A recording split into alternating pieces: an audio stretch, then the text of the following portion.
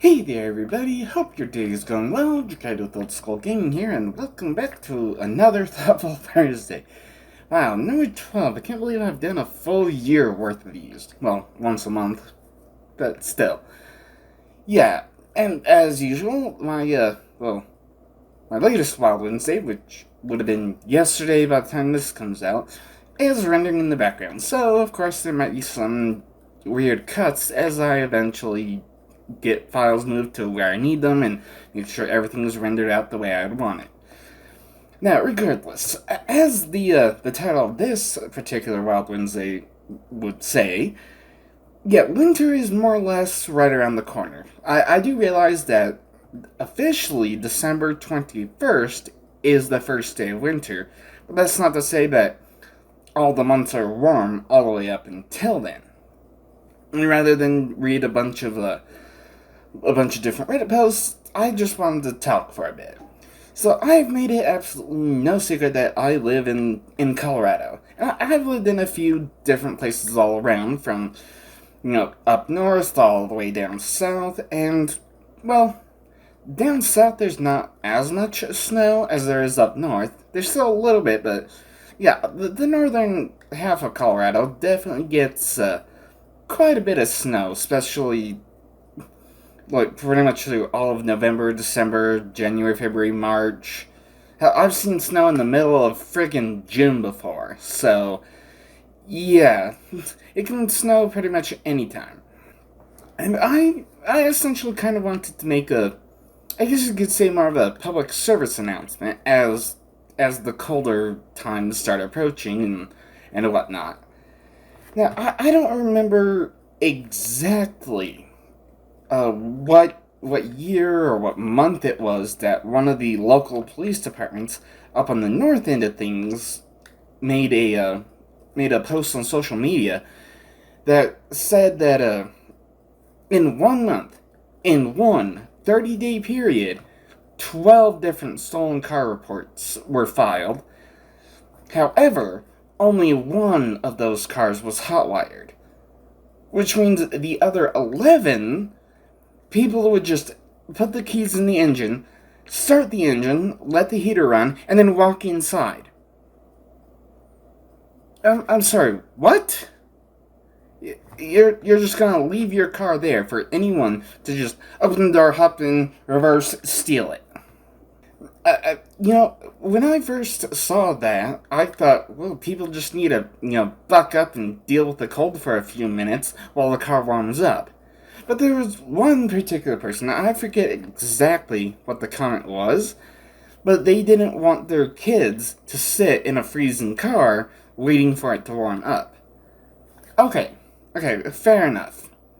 However, you can always warm up your car and sit in it just by yourself for a few minutes, waiting for things to warm up. Or let's say you're a single parent and you can't do that. You gotta make sure the kids are actually getting ready, not just goofing off. You can lock your car. Because I guarantee you, well, I didn't look much into details, but I'd be willing to bet a good deal of money that those 11 cars that had the keys in the ignition and were driven off by, essentially stolen like that, I guarantee you the doors were not locked. I'd be willing to bet money on it, at least. For anyone who has a car, you should always have a spare key in your wallet. That way you can lock the doors, which would essentially be a barrier preventing people from stealing it, and then you can, step away. The engine's still running, but the doors are all locked. And most likely, the odds are, your car will still be there. After all, no one can steal it. Now, let me share with you a story of when I did that. Well, somewhat similar, except instead of during the cold, it was during a heat wave. But even still, same logic applies. Now, again, I don't remember exactly what day, what month, or whatever, but my twin niece and nephew needed to get to a pediatrics appointment, and my sister's car just wasn't working at all. Technically, it still isn't, but that's another story. Anyway, I show up, And yeah, I helped her get the twins into a double car seat carrier and get them ready to go and everything. I take my main keys, because my spare key can't actually start the engine. It can open the doors, it can open the trunk, it just can't start the engine. I'm not sure why, but whatever.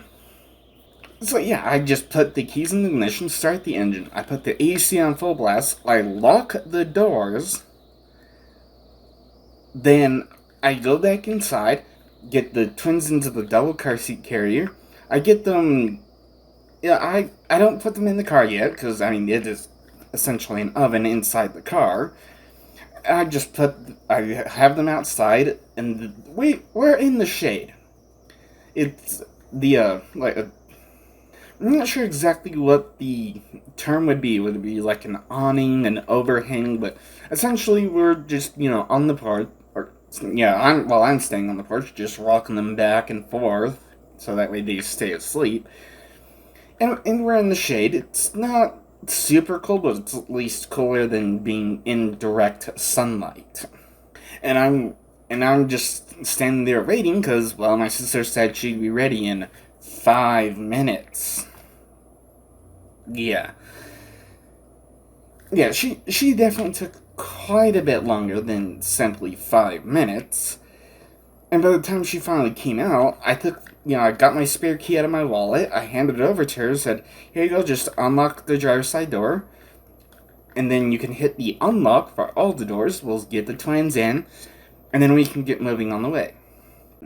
Then, as we get the twins, situated in, just like locked into the frames for the car seats, my sister gets in the car, she makes a comment about how cool it is inside the car versus the 90-something degree temperature outside. I just look at her and I say, well, yeah, I've had the AC running on full blast for the past 20 minutes because you said you would be ready in 5 minutes. And of course, the whole time that the engine was running, I was standing maybe 20, 30 feet away, give or take. So any potential thieves that would come up to the car, I'd be able to see them. And even if I didn't see them, there's the locked door, which would prevent them from getting in. Unless, of course, they were carrying something that would break the window, like a tire iron, a rock, a brick, whatever have you. But regardless, as I said, since the doors were locked, they wouldn't be able to get in so easily. So in other words, I guess you could say the general message for this Thoughtful Thursday is don't leave your cars unlocked with the engine running. In fact, don't leave your cars unlocked, period, but especially don't leave the doors unlocked with the engine running, period. Now then, let's get on to some comments since the last time I recorded a Thoughtful Thursday, which, yeah, there's not too many. Well, the last Thoughtful Thursday, I recorded it kind of late. This one I'm recording more or less on time-ish. Then again, there's not really much of a schedule to when I record Thoughtful Thursdays, because I would say about 4 to 6 weeks in advance at most. But regardless, we'll start with what I see Roserod on Wild Wednesday 15. Yeah, why bug type Pokemon struggled in early generations from Proto Mario. I see Roserod asks, can you do a Wild Wednesday about Croc Legend of the Gobos and how it was gonna be a Yoshi game? Well, okay, couple of problems with that. Number one, doesn't seem to be like a video game fan theory. I suppose I could stretch it in talking about that, but that almost seems more like a Thoughtful Thursday type deal, rather than a Wild Wednesday, if I'm just talking about how a game was supposed to be something else, then got adapted into something completely different. And also, I've never even played Croc Legend of the Gobos, so I would have absolutely no idea what I'm talking about. I can definitely look at playing that game sometime in the future, but I mean, hell, right now I'm working on, First Gen Pokemon still, I'm working on Morrowind, and really I can only play 2 games at a time, because in order for me to be able to keep track of things, just 2 games at a time in pre-records helps me keep track of, what I want to keep track of, so that way I don't get things mixed up between the games. And how once I finish Morrowind, well, I'll eventually get started on that secret 6th game I mentioned way back in Intermediary Vlog 1. And, yeah. Yeah, but I might not actually get started on that immediately, because First Gen Pokemon eventually does need to come to an end. But I haven't been able to record anything because the grinding is taking so ungodly long. Honestly, I don't know. I'm kind of right now. I'm still grinding through yellow, and I'm kind of using yellow as a test to see how long it's actually going to take to get all the new captures plus all the Pokemon I previously captured all the way to level 60. And honestly, with as long as it is taking currently, I might just use the missing no glitch to get a whole bunch of rare candy and get everyone up to level 60 in red and blue, because it was fixed for yellow.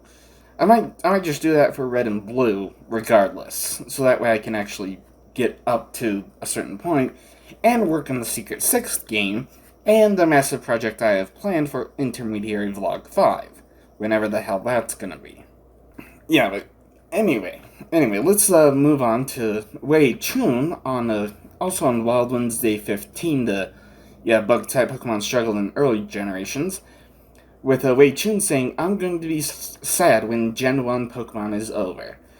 Yeah, me too. It's definitely going to be a while. I may still have a lot of content, but yeah, at risk of repeating myself, every week is another week closer to where I'm at, and it's just kind of aggravating that it's just taking so damn long.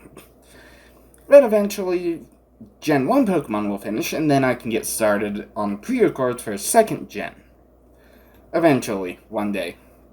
Then I see Roserod, who has definitely become a top fan with all the comments you've been leaving recently. I see Roserod on, Pokemon First Gen Episode 31. Yellow's turn to catch up. I'm actually kind of surprised I was able to not only get an Onix, but then catch it, and then get to Lavender Town without having to grab a capture team, and then go back in, and then search for Onix, and yeah. Anyway, I'm getting off track, so Icy Roserod says, a other amazing episode. I think you meant to say another amazing episode. But yeah, thank you for that. Glad you enjoy it. And then, this one is just the guy bro on Pokemon First Gen Episode 31. Yellow's turn to catch up. First time commenting. The guy bro just says nice. Well, thank you. Glad you enjoyed it, and I hope you stick around with all the others, so that way you don't miss anything that's coming up. Because there's quite a bit to go. Alright, and that is all of the comments for now. Like I said, I don't know, maybe it's that the comments are tapering off now, or maybe it's just that, recording late or recording early or on time, whatever, it doesn't matter. It'll usually take me about, I don't know, 1 to 2 months to properly shout out a comment, but that's it for now. So, I'll catch you on the next one. So, if you have any idea for a Thoughtful Thursday, anything goes, put it in the comment section down below. If I can talk about it for at least a few minutes, I'll do a future Thoughtful Thursday on it sometime. I'll see you there. Thank you all so much for watching. Don't forget to smash that like button, subscribe if you haven't, hit that bell so you can always be notified whenever I upload another video. And of course, have fun.